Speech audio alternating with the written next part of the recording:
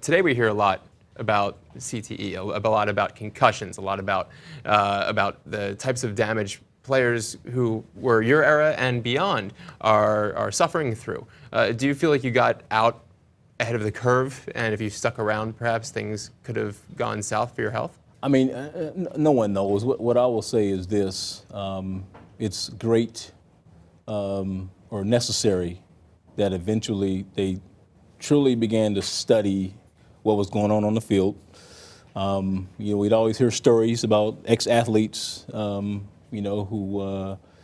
had horrible problems coping, different other physical ailments, after their playing days, and even while I played and during my years playing in the '90s, you heard of the term concussion, but it really hadn't been researched. Do you think the league cares now?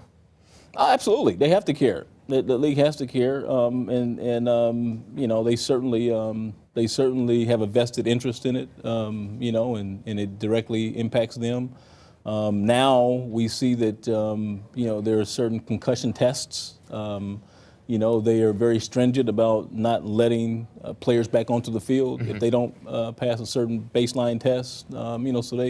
So they certainly care. They certainly have come a long ways in the last decade.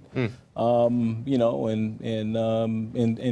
absolutely, I think they do care, and now they know more than they did before. What's your take then of players of the new rule with running backs not being able to put their head down while running?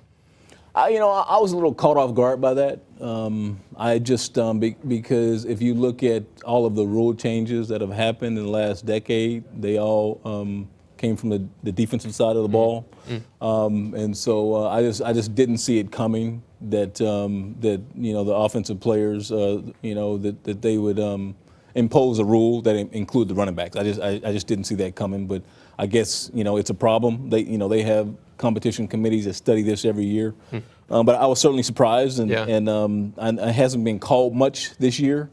It'll be interesting to see as the season progresses, and as it becomes more a part of the game, how much they'll actually call that, because it seems like a tough call for the ref to make.